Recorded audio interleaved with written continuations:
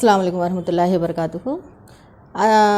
हम अब तक खून के बारे में मालूमात हासिल करते रहे हैं। खून का बहाव जिस्म में किस तरह बह रहा है, ये तमाम चीज़ों के बारे में हम लोग मालूमात हासिल कर चुके हैं। अब इसमें क्या है बोले तो कौन से जानवर में दिल का वज़न और धड़कन, इसके बारे में मालूमात करेंगे। ये देखिए, इसमें नीली व्हेल, इसका जिस्म का वज़न कितना है? 1,50,000 kg। और ये इसका दिल का वज़न 750 kg। और इसका दिल का धड़कन 7 मरतबा फ़ी मिनट, 7 मरतबा फ़ी मिनट। अब वैसे ही हाथी का जिस्म का वज़न 3000 kg। तो इसका दिल का वज़न 12 से लेकर 21 kg या 21 kg होता है। और इसका दिल का धड़कन 46 मरतबा फ़ी मिनट धड़कता है उसका दिल। इसी तरह आदमी, इंसान का जिस्म लगभग 60 से लेकर 70 kg होता है। और इसका दिल का वज़न 300 ग्राम और इसकी दिल की धड़कन 76 फ़ी मिनट। 1 मिनट में 70 पर 6 बार इसका दिल का धड़कन होता है, मतलब 76 टाइम्स इसका दिल का धड़कन होता है। और इसी तरह कोलपीट या परिंदा, ये एक छोटा सा परिंदा, ये परिंदे का जिस्म का वज़न 8 ग्राम और इसका दिल का वज़न 0 से लेकर 0.15 ग्राम, 0.15 ग्राम। और इसका दिल का धड़कन 1200 बार। तो इससे आपको क्या पता चलता है? इसमें इसका जिस्म का वज़न किसका ज़्यादा है? सबसे व्हेल का जिस्म का वज़न बहुत ज़्यादा है। सबसे जिस्म का वज़न किसका है? वज़न कम किसका है? कोलपीट परिंदे का जिस्म का वज़न सबसे कम है। उसके बाद दूसरे पोजीशन पे किसका वज़न ज़्यादा है? हाथी का। और इससे इसके वज़न के, जिस्म के वज़न से मुताबिक दिल का वज़न भी रहता है। इसका दिल का वज़न व्हेल का 750 kg है, तो इसका हाथी का दिल का वज़न 12 से लेकर 21 kg। इसी तरह इंसान का जिस्म का दिल का वज़न सिर्फ 300 ग्राम और इसका 0.15 ग्राम, तो मतलब 1 ग्राम का वज़न भी नहीं है दिल का इसका। मगर इसकी दिल की धड़कन देखिए, अगर ये दिल का वज़न बहुत ज़्यादा है इसका व्हेल का, तो इसकी धड़कन कितने बार है? सिर्फ 7 बार। 1 मिनट में सिर्फ 7 बार धड़कता है उसका दिल। ऐसे ही हाथी का दिल 1 मिनट में 46 टाइम्स धड़कता है। ऐसे ही इंसान का जिस्म का दिल 76 टाइम्स धड़कता है और कोलपीट का 1200 बार। इसमें आपको क्या पता चलता है? जिसका जिस्म का वज़न ज़्यादा है उसकी दिल की वज़न भी ज़्यादा होती है। और इसी तरह जिस्म का वज़न, दिल का वज़न कितना ज़्यादा हो उतना उसकी धड़कन में कमी होती है, उसकी धड़कन में कमी होती है। उसके दिल के वज़न या जिस्म के वज़न में किसका इजाफा, किसका ज़्यादा वज़न है, तो उसका दिल का धड़कना फ़ी मिनट बहुत कम होता है। इसमें आप लोगों को एक बार एग्ज़ाम्स में ये टेबल देकर इसमें क्वेश्चंस पूछा था, किसका दिल का वज़न ज़्यादा है, किसका जिस्म का वज़न बहुत ज़्यादा है, दिल का वज़न बहुत ज़्यादा है, किसका दिल का वज़न बहुत कम है। इसी तरह इंसान का जिस्म का वज़न कितना हो सकता है। और इसके अंदर दिल की धड़कन में आप लोग क्या फ़र्क महसूस कर चुके हैं? इसमें आप लोग क्या महसूस कर चुके हैं? जिसका दिल का वज़न बहुत ज़्यादा होता है उसकी धड़कन कम होती है, जिसका दिल का वज़न बहुत कम होता है उसकी धड़कन बहुत ज़्यादा होती है। ये देखिए, दिल का वज़न 300 ग्राम, तो ये 76 टाइम्स धड़कता है। जिसका वज़न 12 से 20 पर 1 है वो 46, मतलब इससे भी बहुत कम तादाद में ये दिल धड़कता है। इसी तरह बहुत ज़्यादा वेट है तो उसका बहुत ज़्यादा कम टाइम धड़कता है, 1 मिनट के अंदर। हमारा दिल 1 मिनट में 76 टाइम्स धड़कता है। इस तरह दिल के वज़न जैसे जैसे कम होते जाता है उसकी धड़कन फ़ी मिनट, उसकी शरह बढ़ते जाती है, धड़कन की शरह बढ़ते जाती है। वो इस टेबल में हमें पता चलता है। नेक्स्ट, खून के अंदर मौजूद अज्जा के बारे में आप लोग 9th क्लास में पढ़ चुके हैं। खून के अंदर क्या क्या अज्जा मौजूद होते हैं? सुर्ख जसी में, सफ़ेद जसी में खून के तख्तियाँ और प्लाज्मा और पानी मौजूद होता है, और बहुत सारे एंजाइम्स, विटामिन्स, मिनरल्स, ये तमाम अशिया खून के अंदर मौजूद होते हैं। ये पूरा भी आप लोग 9th क्लास में मालूमात हासिल कर चुके हैं। अब हम आज के क्लास में थोड़ा सा लिम्फ के बारे में मालूम करेंगे। लिम्फ,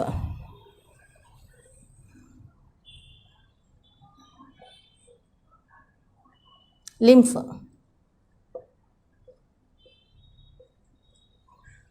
ये लिम्फ क्या है? जब खून बहता है तो दिल से खून तेज़ी से शरियानों के ज़रिए से दिल से खून शरियानों के ज़रिए से शारियात तक खून पंप किया जाता है, बहुत तेज़ी से पंप किया जाता है।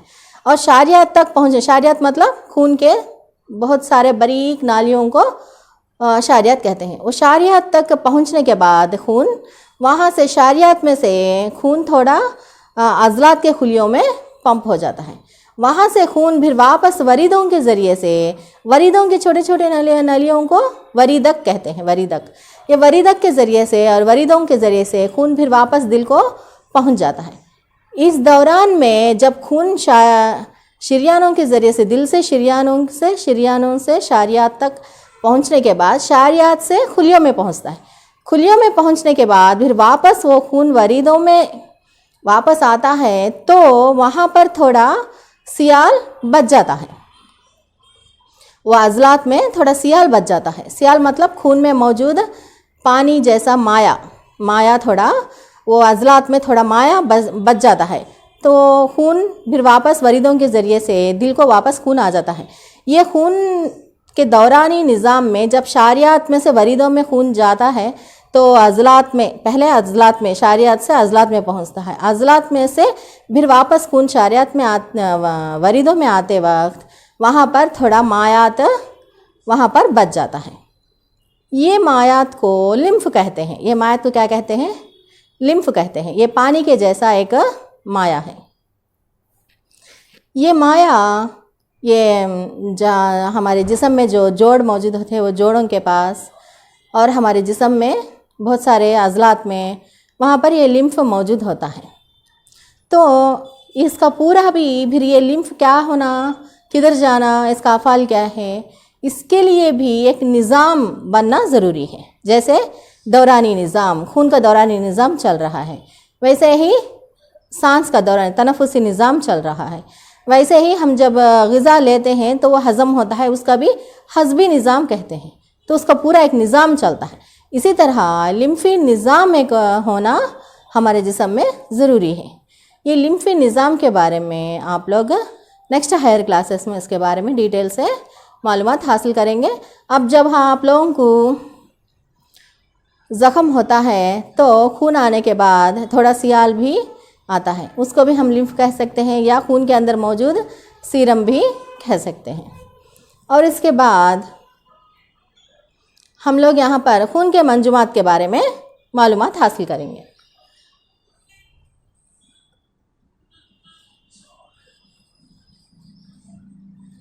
खून के मंजुमात से पहले हम लोग खून के बहाव या दौरानी निज़ाम का अर्तखा के बारे में मालूमात करेंगे। अर्तखा मतलब क्या है? इवोल्यूशन। अर्तखा मतलब इवोल्यूशन अर्तखा, इसका मानी क्या है? पहले से छोटे छोटे खुर्दबीन अज़वे से लेकर कसीर खुलवी अज़वे और जानवर, इंसानों तक ये दौरानी निज़ाम में क्या क्या चेंजेस आते गए, क्या क्या तब्दीलियाँ आते गए, इसके बारे में, इसको हम लोग अर्तखा या इवोल्यूशन कहते हैं। ये दौरानी निज़ाम में किस तरह इसका अर्तखा चल रहा है। छोटे छोटे खुर्दबीन अज़वे में सबसे पहले हैवानों में छोटे खुर्दबीन अज़वों को प्रोटोजोवन में तकसीम किया गया, उसका नाम प्रोटोजोआ रखा गया। ये प्रोटोजोआ के अज़वे में जो मौजूद सियाल मौजूद है ना, वो एक ही खुलिये का अज़वा है। प्रोटोजोआ में सिर्फ एक खुलिये के अज़वे मौजूद होते हैं, जैसे अमीबा में अमीबा क्या है?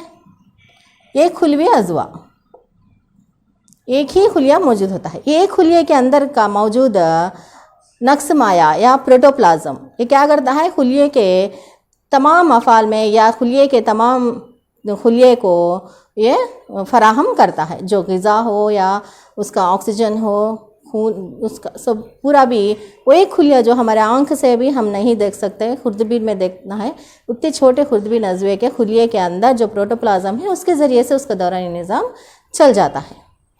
ये सबसे पहले ये प्रोटोज़ोआ।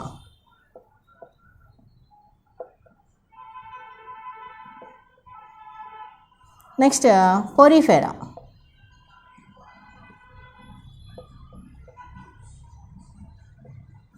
पोरीफेरा, पोरीफेरा मतलब स्पॉन्जस। स्पॉन्जस में हरकत ब्राउनियन मूवमेंट होता है। स्पॉन्जस में किस तरह हरकत होती है, एक मिनट।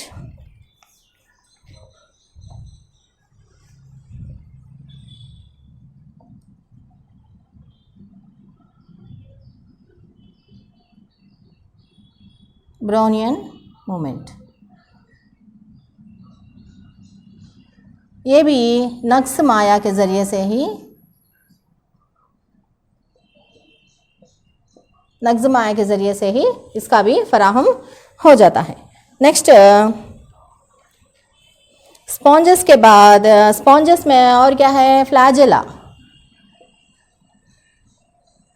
Flagella FF। फ्लैजेला मतलब सूतिये। ये सूतिये जैसे मतलब बारीक छोटे बारीक बाल जैसे रेशेदार बाल जैसे मौजूद होते हैं, उसको फ्लैजेला या सूतिया कहते हैं। उसके ज़रिए से भी वो हरकत करके अशिया को एक जगह से दूसरे जगह को हरकत करते हुए ये दौरानी निज़ाम इसके जिस्म में चलते रहता है। Next Cnidaria.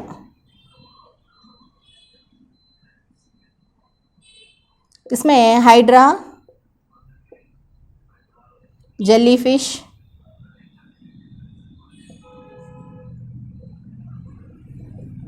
इस तरह के जानदार अज़वे मौजूद होते हैं। इसके अंदर भी क्या निडेरिया में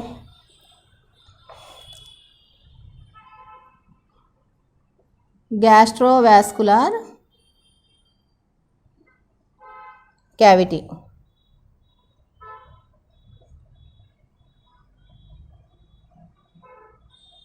मादई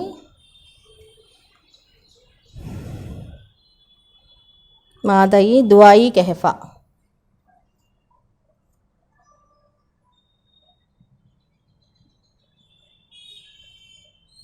मादई दुआई कहफ़ा कहते हैं। इसके अंदर, इसके जिस्म के अंदर एक खालिया जैसा पाया जाता है। वो खालिया जिस्म के तमाम हिस्सों को, मतलब यह है निडेरिया, यहाँ से ये कसीर खुलवी अज़वे, सिर्फ एक खुलिया मौजूद नहीं रहता, इसके जिस्म में बहुत सारे खुलिये मौजूद होते हैं। ये तमाम खुलियों को ये मादई दुआई कहफ़ा मतलब एक खाली थैली नुमा साख्त, ये जिस्म के तमाम खुलियों को फराहम करते हैं। जो अशिया ग़िज़ाई अशिया हो या बेकार अशिया हो, सभी फराहम करने में ये मादई दुआई कहफ़ा काम करता है। इसको गैस्ट्रोवैस्कुलर कैविटी कहते हैं। जैसे हमारे जिस्म में दौरानी निज़ाम के लिए क्या है, खून के नलियाँ मौजूद हैं, नलियों में से खून बहता है तमाम खुलियों तक, मगर इसके जिस्म में अमीबा में लिमिटेशन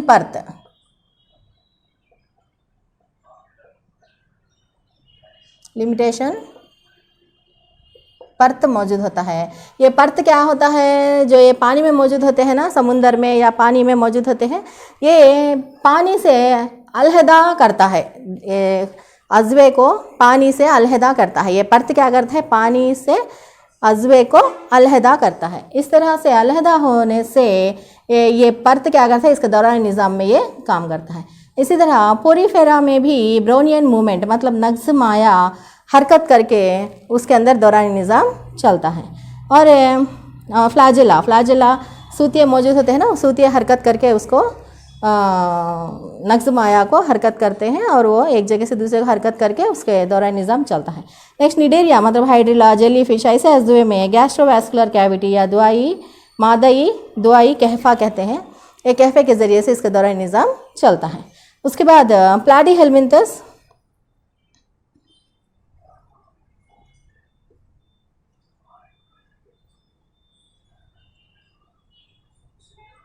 प्लाटीहेलमिंथस ये चपटे दूधिये कहते हैं, चपटे दूधिये।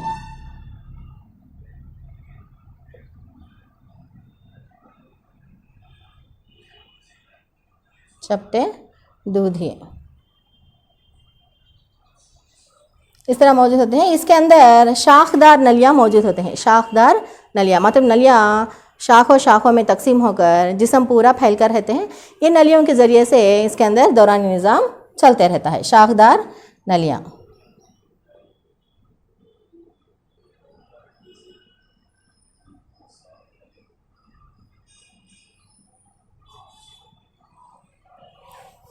नेक्स्ट 5 गोल दूधिये निमैटीहेलमिंथस।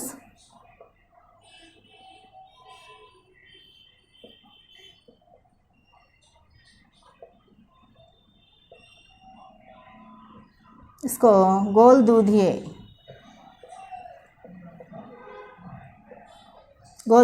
कहते हैं, निमैटीहेलमिंथस एन। इसके अंदर सीडोसुलिम काज़्ब खस्र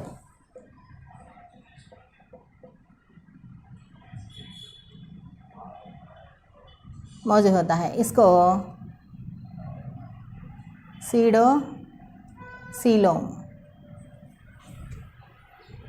कहते हैं।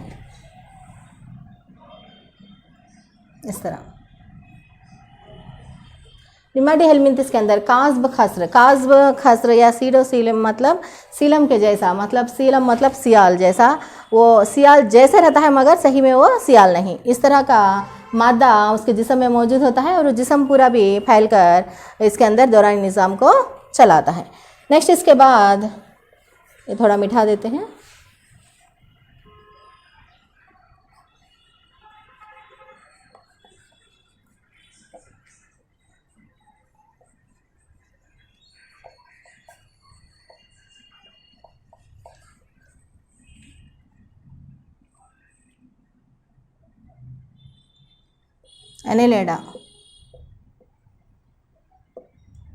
एनिलेडा मतलब केचुए। इसके अंदर केचुए मौजूद होते हैं। इसके जिस्म में मौजूद आज़ा को पल्सटाइल वेसल कहते हैं। क्या कहते हैं? Pulsatile vessel. इसको उर्दू में क्या कहते हैं? मर्ताश नाली।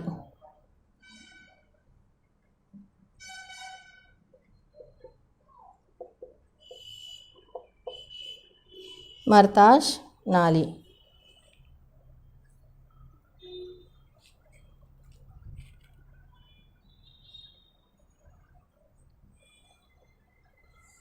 नेक्स्ट मर्ताश अज़ू।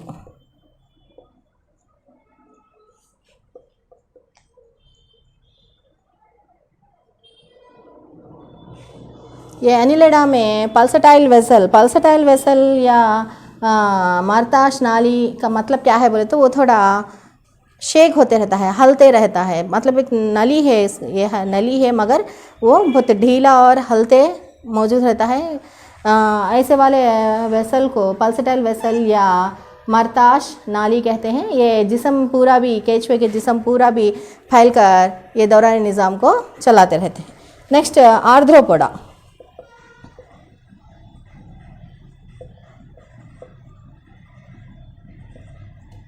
इसके अंदर क्या मौजूद होते हैं? झिंगुर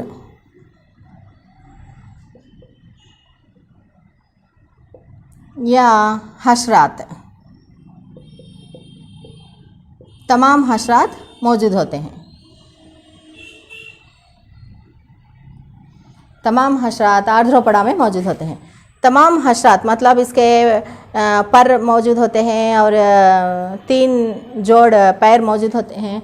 इस तरह के तमाम छोटे छोटे कीड़े या छोटे छोटे हशरात, झिंगुर, मच्छर, मक्खी वगैरह जितने भी छोटे छोटे हशरात मौजूद, कीड़े मौजूद होते हैं, तमाम को मिलाकर हम लोग आर्थ्रोपोडा ख़ानदान में रखते हैं।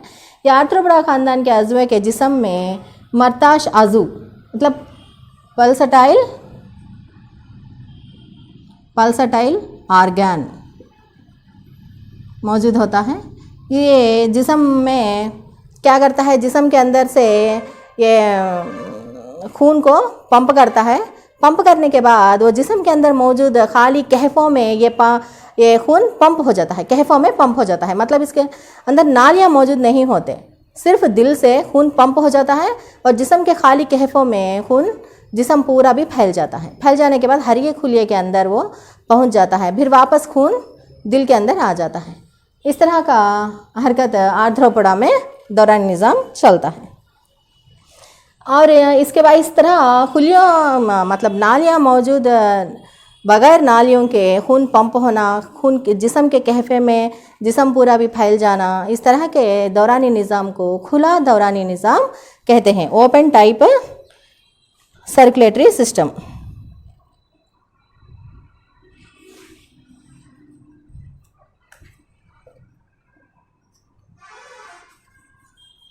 खुला दौरानी निज़ाम। खुला दौरानी निज़ाम मतलब क्या है, दिल से खून जिस्म के खाली कहफ़े में बह जाता है मगर खून के नालियाँ गैर मौजूद होते हैं। इसे खुला दौरानी निज़ाम कहते हैं, open type vascular system.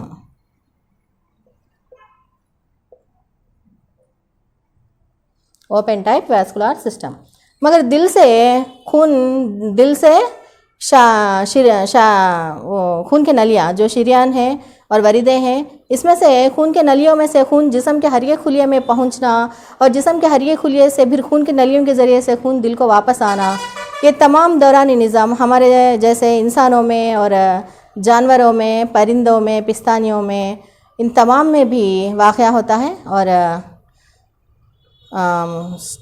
Star मछली होती है ना, स्टार मछली, उसमें भी बंद दौरानी निज़ाम चलता है।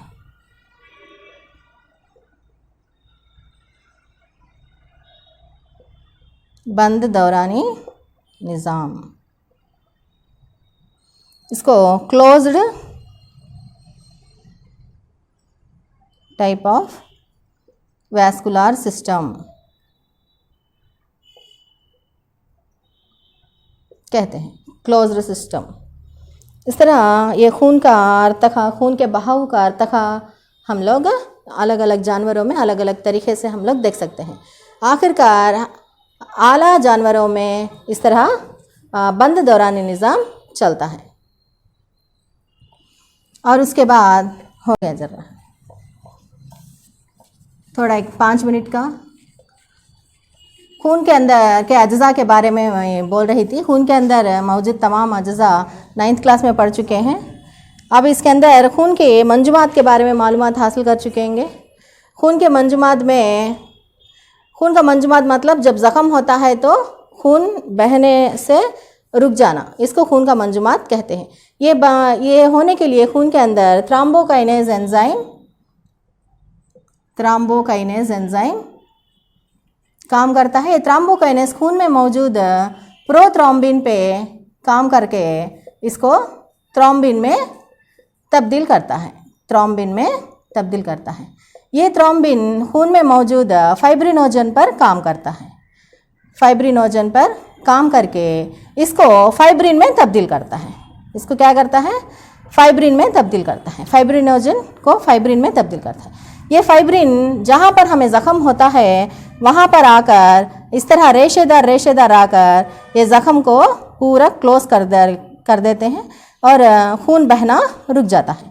ये 3 से लेकर 6 मिनट के अंदर खून का बहाव रुक जाता है। अगर ये खून का बहाव रुक जाने के लिए, ये सब काम करने के लिए, पूरा थ्रोम्बोकाइनेज एंजाइम ये पूरा काम करने के लिए के विटामिन चाहिए। अगर के विटामिन की कमी हो तो खून का मंजुमात होना मुश्किल हो जाता है।